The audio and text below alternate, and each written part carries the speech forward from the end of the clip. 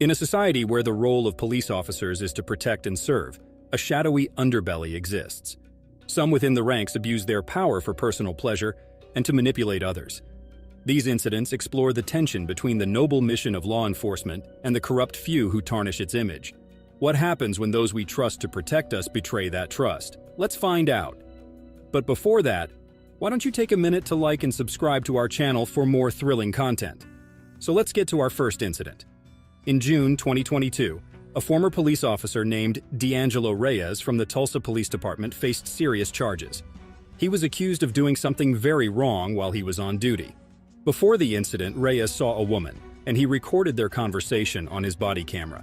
Instead of acting like a responsible officer, he behaved strangely, trying to flirt with her.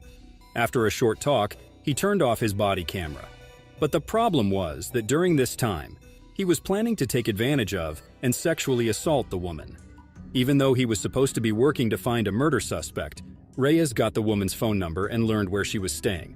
He used his police computer to gather information about her. Later, he went to the hotel where the woman was staying. He went into her room, sat on her bed, and threatened her, saying he could easily put her in jail. The woman was scared that he might frame her for something, so she agreed to have sex with him even though she didn't want to. During this time, Reyes told his police department that he was working on reports, which was a lie. Eventually, the woman reported what happened to the Tulsa Police Department. When Reyes was questioned about it, he first lied and said he met the woman to talk about a murder case, and they didn't have sex. But in a later interview, he admitted there was sexual contact but claimed it was consensual, saying the woman initiated it. The truth came out when the body camera footage was released. It showed what really happened, and it was clear that Reyes had done something very wrong. As a result, he was arrested and officially charged with first-degree rape, which is a very serious crime. This case highlights the importance of holding those in positions of authority accountable for their actions, especially when they abuse their power. But the next case is even worse. Brian Lee, a former Ohio State Highway Patrol trooper, was involved in a disturbing case. He was accused of forcing female motorists into sexual acts in exchange for not giving them traffic tickets. This went on during his traffic stops from 2006 to October 2013. Federal prosecutors found that Lee admitted to making women do sexual things when they were under arrest or handcuffed. He even took photos of these acts. How this came to light was during a routine check of the video from his dashboard camera.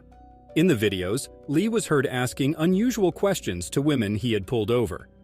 After a while, he turned off the microphone so that no more audio was recorded. There was an instance where he took a picture of a woman without her shirt on, and he promised to drop charges against the driver in exchange for it. He also used a law enforcement system to find a woman he had met at a gas station and sent her a friend request on Facebook less than an hour later. Investigators found many pages of social media messages where Lee kept messaging some of these women for weeks without them replying. They also discovered that he had posted ads on Craigslist in 2010. Lee had been working as a trooper at different locations from 2006 until 2013. However, he resigned from his position on November 4, 2013, just a few weeks after a criminal investigation into his behavior began.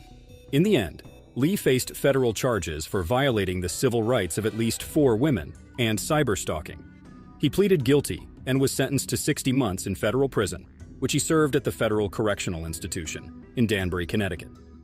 This case is a stark reminder of the need for accountability and oversight within law enforcement to prevent such abuses of power and misconduct. So how do we confront the issue of power abuse within the police force while honoring those who genuinely strive to uphold their duty? Let us know your thoughts in the comments, and don't forget to like and subscribe.